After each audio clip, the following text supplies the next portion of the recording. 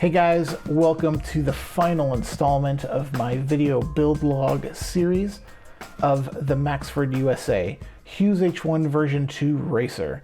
If you look over my shoulder, you can see there she is in her full glory, ready to fly. Now, minus a few things. You notice the gear struts, I told you I was going to leave those off until I got a maiden flight on her. So that's about the only thing that's left off at this point. So we started the video off with some 360 views of the plane in my backyard, just so you can get some good close-up HD views of it. Right now, anyone who's looking to buy this plane, you go to Maxford USA's website and you see there's 3 pictures that have been up there for years. You zoom in, you don't really get to see much detail.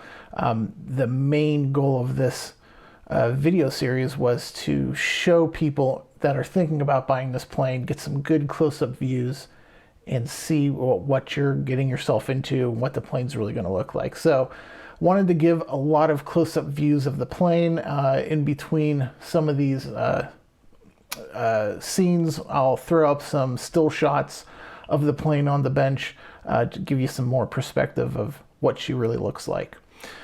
So I know in the last episode I talked about having 2 more episodes, and one to go over the final installation, the speed controller, the internal wiring, the battery replacement, etc., and then another episode to just do kind of what I've learned, what I do differently, suggestions to the manufacturer, things like that. We're going to combine that into one big episode to bring this series to an end until the springtime when we get the flyer. And as soon as I get to fly this plane, I will let you guys know what it's like. So without any further ado, let's go ahead, take the cowl off and show you the speed control, the motor mount, all the wires, all the internals, and then we'll come back to kind of say lessons learned, things I'd like to change, and we'll go from there. All right, guys, here is the inside, how it ended up, and you can see you got the batteries in there.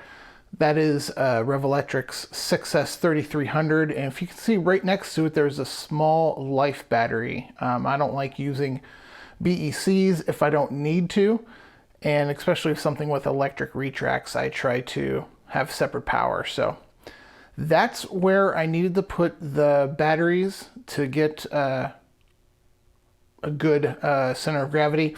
And if you notice in the pictures, you might be wondering what these little white dots are on the wings, and that's actually a method I use to when I can get CG, finger balancing.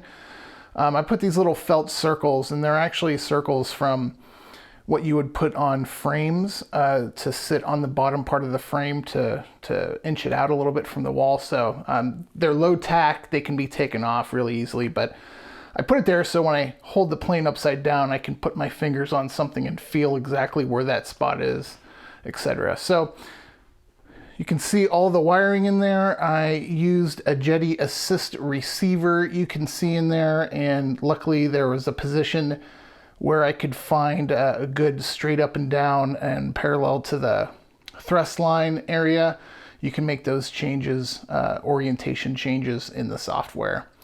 But you can see where I tried to make the wiring as nice as possible inside. There's not a lot of room, but that's what the inside looks like. And let's go over to the nose. All right, here's under the cowl, and you can see the 80 amp Air Boss Extreme Flight speed controller in there. And to be honest with you, this was one of the most time consuming portions on how to get this mounted.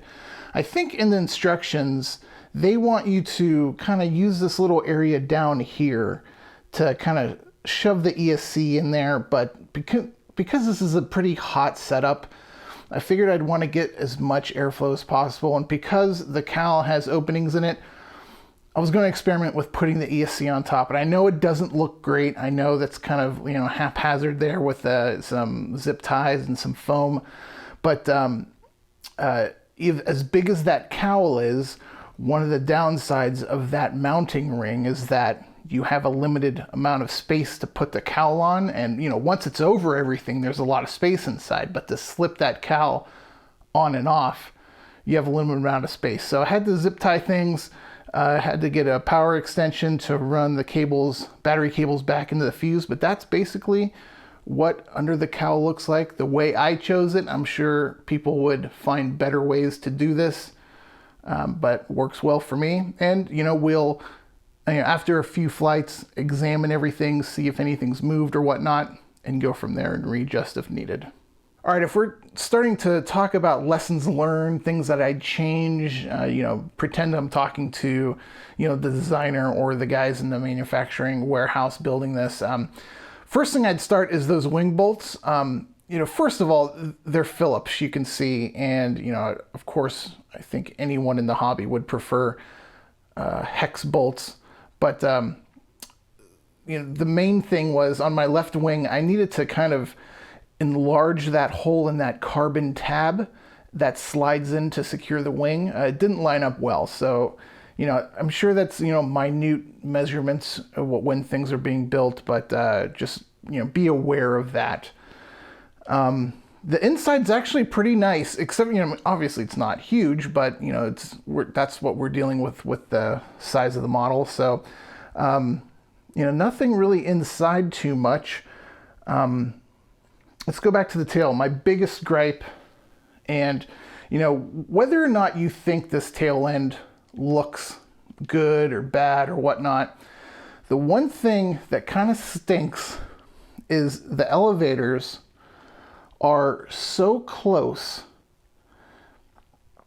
Like, I would love to see this elevator angle come in like to here to give you some wiggle room in this spacing, because the problem is that you have to tape this plastic molding on the sides and on the bottom, and actually, as well as I tried, the elevator still rubs against that, and there's no way around that. So if they could just move the elevator ends in even a 1/4 inch, maybe keep that same edge and just change that angle so you lose a little bit of space here, I think that could help, and that'll actually give you some more breathing room to make this a little bit nicer.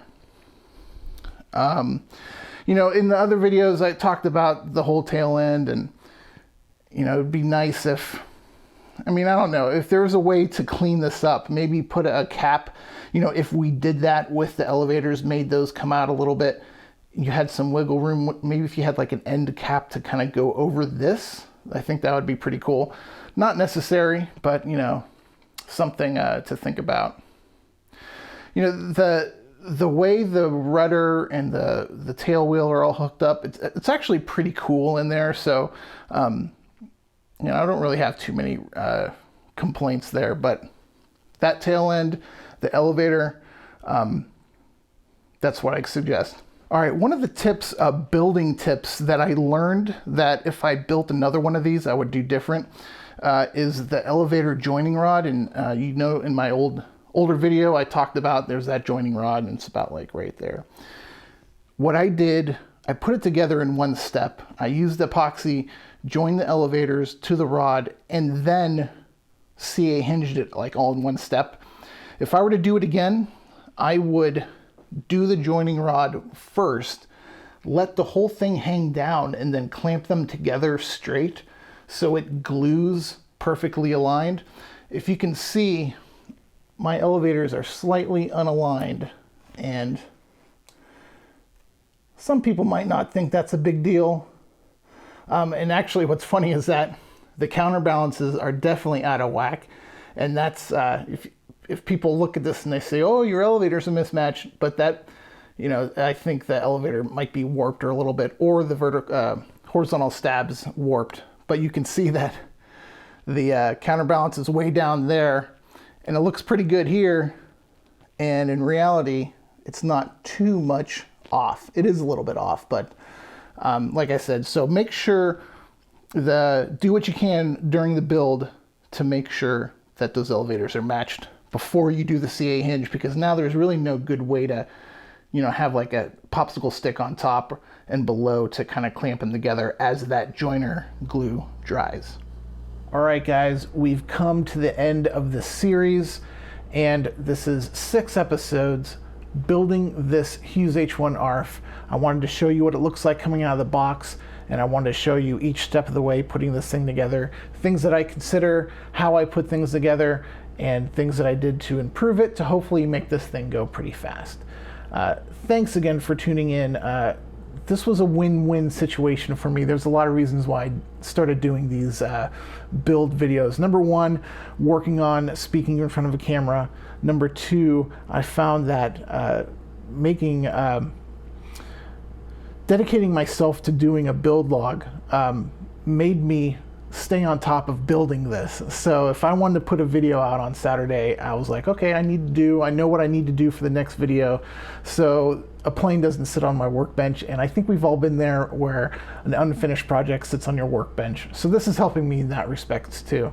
Editing these videos, it's a fun skill to have, and hopefully you can see some improvements in my speech, in my video production, in my sound. And this is it's a fun thing to do. So thanks again. I have another plane coming up next. You'll hear about it in about a week, and we'll go from there. So until next time, until the next plane, we'll see you guys out at the field, and thanks again for tuning in.